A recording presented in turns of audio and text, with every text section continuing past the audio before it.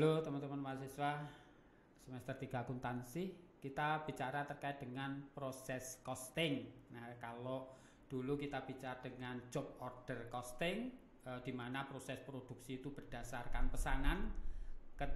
Untuk kali ini akan kita bicarakan proses costing, di mana cost objek itu berdasarkan proses produksi atau proses biaya. Nah, di sini terkait dengan sistem akuntansi biaya proses ini, pada saat apa aktivitas produksinya atau aktivitas proses produksi itu bersifat homogen untuk produksinya. Nah, pada saat terjadi proses produksi melalui beberapa divisi, melalui beberapa departemen, tentunya akumulasi nanti terkait dengan cost objek, baik itu penentuan akan bahan baku, akan biaya tenaga kerja, akan biaya overhead pabrik, itu akan diakumulasikan ke departemen-departemen. Nah, apakah nanti ketika biaya proses ini melalui departemen 1, departemen 2, departemen 3 katakanlah. Nah, sehingga apa?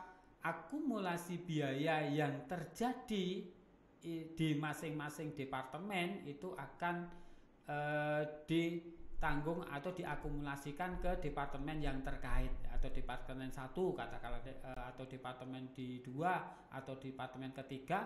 Untuk apa? Memenuhi atau menginformasikan yang relevan akan penggunaan bahan baku, BTKL maupun BOP. Nah, pada saat terjadi produksi ya, aktivitas fisik produksi, tentunya pada saat katakanlah di dalam barang dalam proses atau produk dalam proses di departemen pemotongan. Nah, tentunya di departemen pemotongan kos biaya yang terkait dengan akan bahan, akan tenaga kerja langsung, akan BOP itu pasti akan digunakan ya di dalam aktivitas di departemen pemotongan. Nah, ketika nanti di departemen pemotongan itu sudah selesai terkait dengan alokasi biaya-biaya ini, akan masuk ke departemen perakitan katakanlah. Ketika di departemen perakitan tentunya pasti akan masih menggunakan ya akan bahan baku BTKL maupun BOP. Nah, pada saat dari departemen perakitan selesai, otomatis ke barang jadi atau barang jadi ya, barang jadi, produk jadi. Nah, bagaimana ketika aliran produk secara paralel ya, di mana departemen-departemen atau pos-pos itu sudah mengalokasikan biaya masing-masing. Misalnya contohnya di sini ada, katakanlah ini pembuatan akan sebuah mobil atau perakitan sepeda motor. Oh, di sini ada departemen bodi. Oh, departemen bodi itu sudah mengalokasikan terkait dengan bahan baku BTKL maupun BOP. Sedangkan departemen mesin itu begitu juga sudah mengalokasikan bahan BTKL maupun BOP. Sedangkan di departemen roda terkait dengan proses produksinya itu ada bahan BTKL dan BOP. Nah, ketika dari aliran ini sudah selesai, ya selesai diproses di masing-masing departemen, tentunya akan masuk ke departemen perakitan. Nah, di departemen perakitan sendiri pasti memerlukan alokasi terkait dengan bahan baku, terkait dengan tenaga kerja maupun BOP yang digunakan. Nah, sehingga ketika masuk departemen perakitan tadi, ada beberapa departemen ini sudah menggunakan biaya produksi, ya, biaya produksi yang terkait dengan bahan baku BTKL pun maupun BOP yang akan ditransfer ke departemen perakitan. Lah, bagaimana nanti ketika di departemen perakitan selesai, otomatis akan menjadi barang atau produk jadi. Nah, di sini akumulasi biaya-biaya yang dikeluarkan masing-masing departemen ini tentunya akan memberikan informasi yang relevan nanti terkait dengan produk jadi di sini ya, berapa kos yang dikeluarkan untuk masing-masing akumulasi dari kos produksi yang dikeluarkan. Nah, ketika aliran selektif, produk selektif ini apakah pada saat menghasilkan di barang dalam proses atau produk dalam proses itu tentunya akan menghasilkan jenis produk yang tidak sama atau yang berlainan. Misalnya di sini di departemen pemotongan ya, di departemen pemotongan umpamanya ini sebuah daging ya, ada perusahaan pemotongan daging di mana di situ ada bahan BTKL dan BOP lah.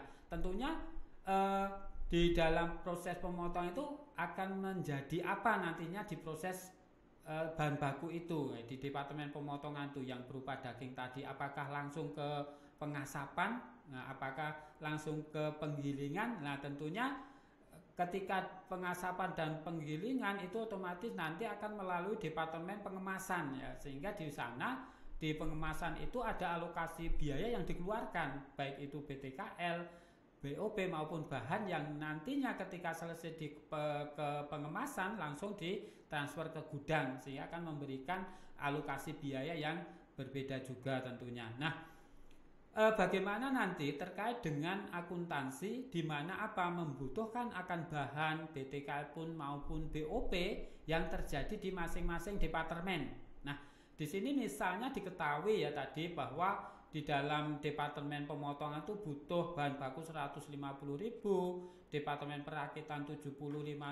Ketika apa di dalam pemakaian di proses produksi ini dari departemen produksi memberikan memo katakanlah ke departemen bahan, sehingga apa di bahannya berkurang, di dalam departemen terkait pemakaian bahan bertambah gitu ya, sehingga bisa dilakukan pencatatan barang dalam proses dep pemotongan, barang dalam proses dep perakitan pada bahan sebesar alokasi biaya yang dikeluarkan. Nah, tentunya akan berbeda nanti ketika apa pemakaian akan bahan gaji dan upah, biaya gaji dan upah. Nah, ketika di sini berdasarkan tarif per jam ya dengan pemakaian tenaga kerja per divisi atau per departemen, nah sehingga tinggal mengkalikan dari tarif itu berapa lama dia bekerja, nah sehingga akan diketahui nilai tarifnya ya sesuai dengan pencatatan yang ada di sini. Nah, ketika BOP sesungguhnya yang terjadi ya di aktivitas biaya operasi pabrik, nah di sini diketahui bahwa BOP sesungguhnya itu 200.000 dengan alokasi untuk biaya listrik, air, telepon, akumulasi depresiasi, asuransi di daya di muka, bahan penolong dan BTKL sesuai dengan yang terjadi di sini. Nah, namun pada saat BOP itu berdasarkan tarif ya sehingga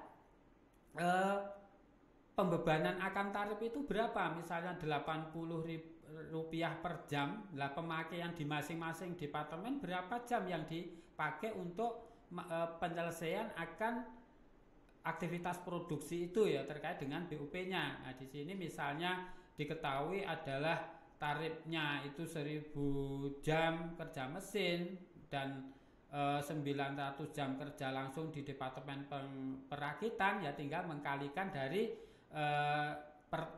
nilai rupiah per tarif itu sendiri. Nah, di sini akan diketahui ya nantinya selisih antara BOPS dan BOP dibebankan. Kalau di BOP dibebankan itu 188.000, sedangkan tarif berdasarkan sesungguhnya tadi ada 200.000. Nah, sehingga selisih 12.000 ini ketika selisih ini tidak material maka bisa langsung diakumulasikan ke HPP maupun ke penjualan. Nah, terkait dengan laporan biaya produksi untuk melihat dari proses produksi berdasarkan proses tadi, maka akan dibuat laporan biaya produksi untuk masing-masing departemen. Nah, sehingga di dalam laporan produksi itu pasti akan memuat data kuantitas atau schedule produksi.